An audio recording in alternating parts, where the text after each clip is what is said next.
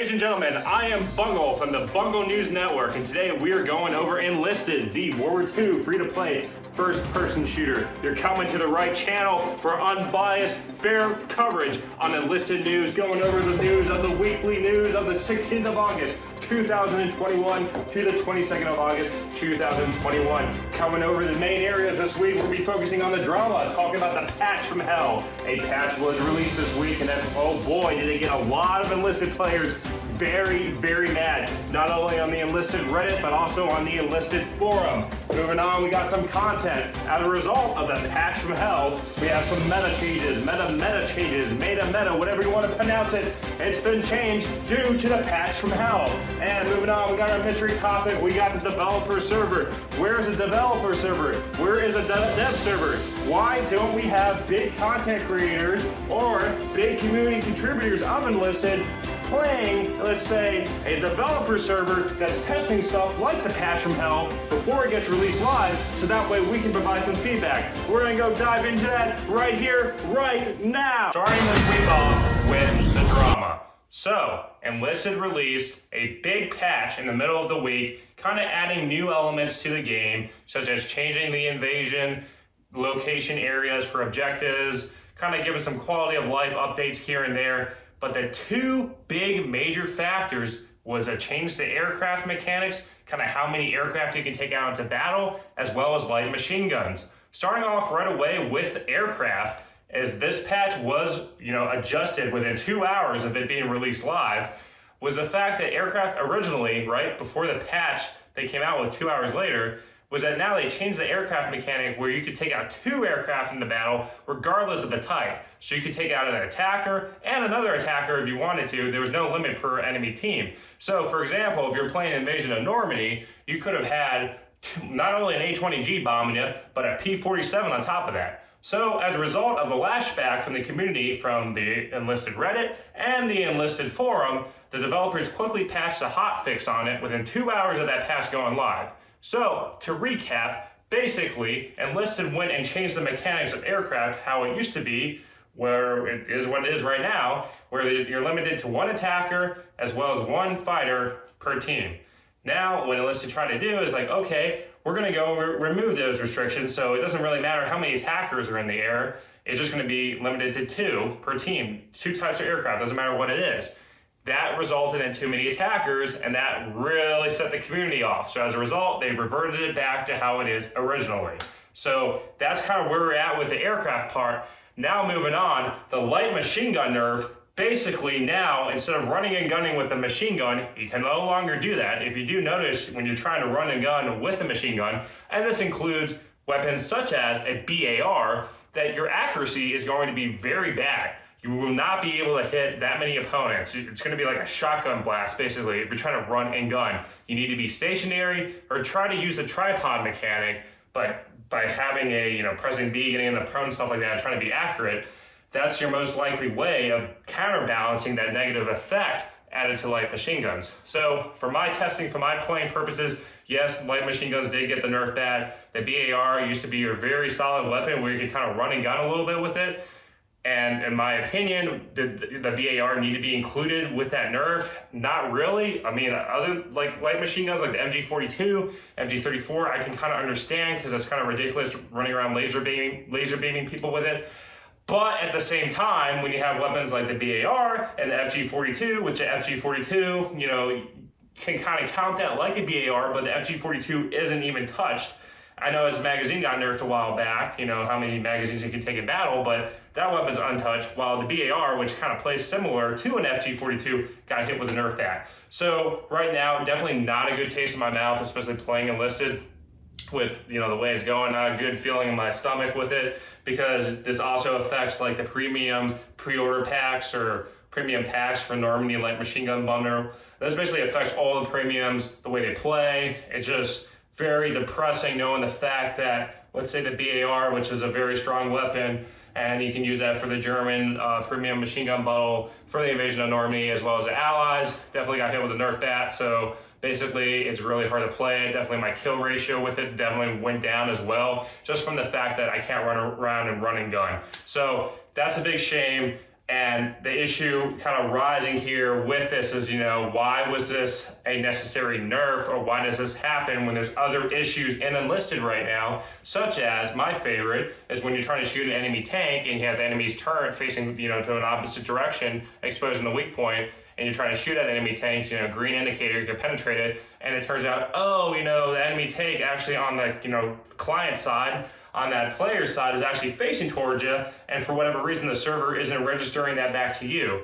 And even if you go shoot the enemy, it's not going to penetrate because on the client side, that enemy tank's turret is actually facing towards you. So it's frustrating. I don't know why it's an issue, why that hasn't been addressed, and we're going after other stuff like nerfing machine guns, which personally, I haven't seen anything on the Enlisted forum or Enlisted Reddit, people demanding it be nerfed. In fact, the one things, and I've covered this in my last video talking about being nerfed, was bombers, because bombers are, I have to admit, you can do a bomber run and get like 30 plus kills. And like I said, that's stuff like that, wiping an enemy team, like being from a 0 to hero by just jumping in a bomber, that's kind of like, stuff like that needs to be addressed. And we see this too with the M1 carbines, stuff like that the developers are going after. It just doesn't make any sense to me as a player, because I don't see this from the community, nor do I see it from my gameplay of, we need to nerf machine guns and we need to nerf the M1 carbine because it's overpowered.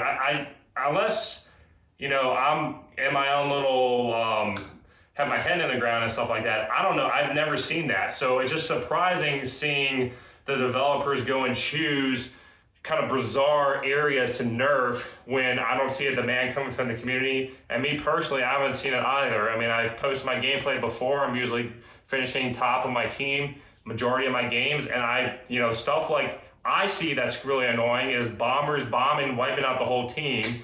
Stuff like the jumbo, because you can't counter the jumbo. Stuff like that needs to be addressed. But going after like light machine guns and then going after the carbine is like stuff that doesn't really matter. It just kind of puzzles me. And it makes me wonder what the developers are trying to do. Is it the developer that just has an issue, like playing the game, they're not that good, and they think light machine guns and the M1 carbine's overpowered?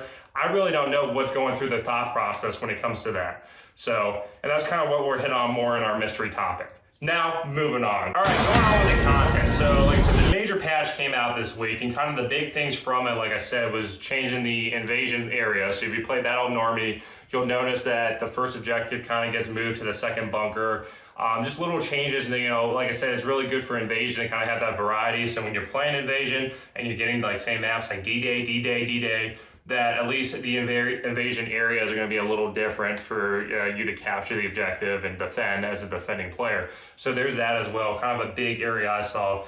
But another two things, like I said, with the patch was the machine gun nerf, and then them trying to adjust aircraft, or in my opinion, I thought it was an intentional thing that they tried to do, and then they saw the feedback from the community being very bad, so they went and right away went and fixed it. And they even have it addressed on their website. If you go look in the Enlisted news, it's kind of like right there, the new patch, and then them talking about, hey, we reverted it. And there's a certain few individuals in the Enlisted community that are going to be like, yay, good job, developers, blah, blah, blah.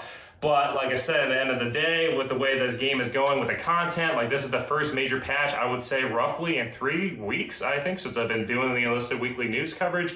And it's just kind of interesting seeing that get released and those areas focused on when we have bigger issues.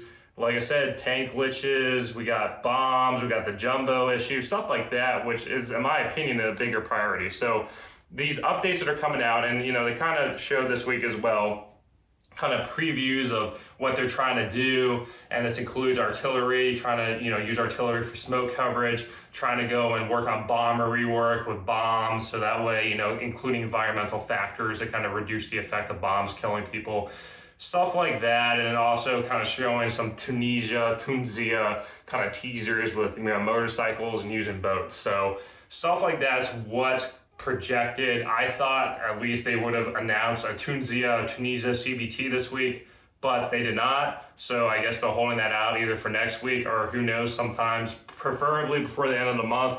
But that's where we're at right now. And like I said, it's just kind of weird seeing how the developer cycle is. There's a lot of stuff this week, but at the same time, no really roadmap on where they're trying to go with the game. So very frustrating. I wish they bring back the developer Q&A that they did months ago, because it would kind of alleviate a lot of these issues.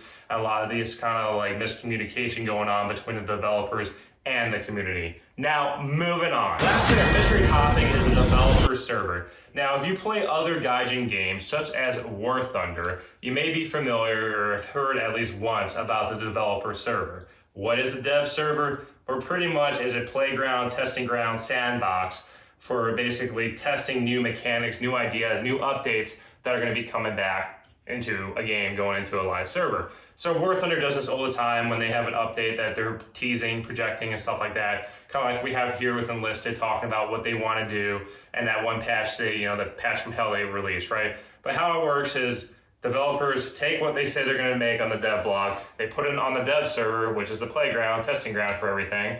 And this includes all, live server stuff and a, contained environment.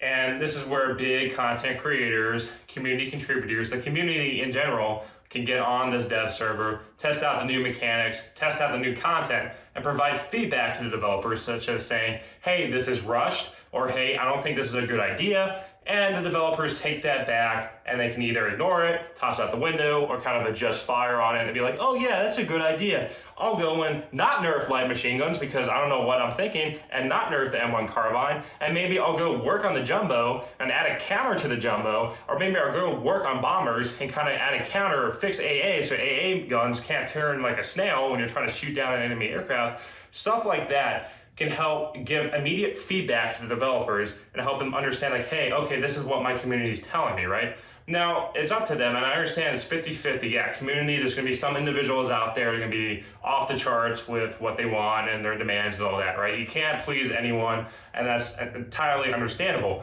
But at the same time, if you're going to go and release live content like you did this week with the patch from hell, then yeah, like you would ideally need a dev server, because clearly showing right now, we're getting, I don't know what the Enlisted developers are looking at in terms of fixing. Definitely, like I said, a light machine gun nerf and the M1 carbine nerf, in my opinion, I don't know why that was needed. That was totally not even addressing the core issues of the game right now. And we got all these bugs going on, like the Focke-Wulf 190. If you've played that or haven't played that, when you get roughly around 150 rounds left in your 20mm cannon, it just automatically just starts shooting off, and this bug's been reported since May. And you hear nothing going on with the developers on fixing that. Same with the tanks driving around. I did this video like back in June or whatever of an enemy tank just driving around, having its turret facing you, and you're trying to shoot it and it doesn't do anything.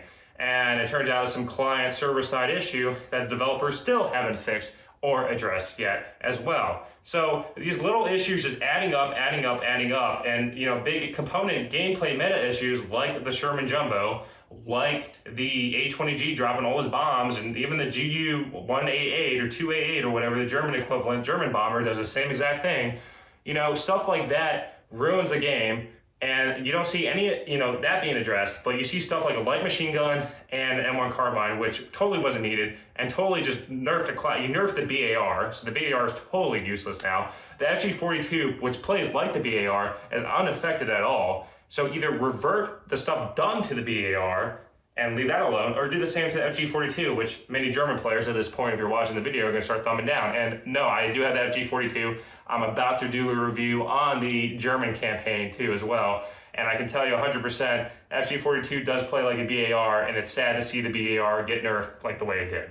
So very disappointing, very sad, and I really wish Enlisted could just understand, take some feedback from the community for once. I understand the Discord drama and all that stuff that happened, but maybe go talk, if you're under the umbrella of Gaijin, maybe go talk to the War Thunder developers, because obviously they figured something out. Now, War Thunder's got its problems, but a dev server or something to at least talk to your community is definitely going to help you in the long run. Whereas just, doing your own thing and nerfing stuff left and right because you feel it's necessary doesn't really mean anything if you're not talking to the community that's actually giving you immediate feedback on something, help your game make it better.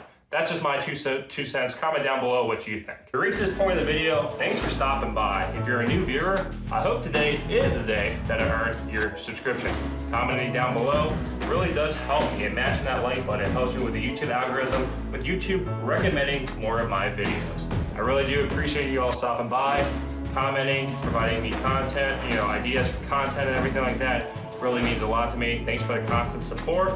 Other than that, I hope you all have a great day. Thanks for stopping by, and take care.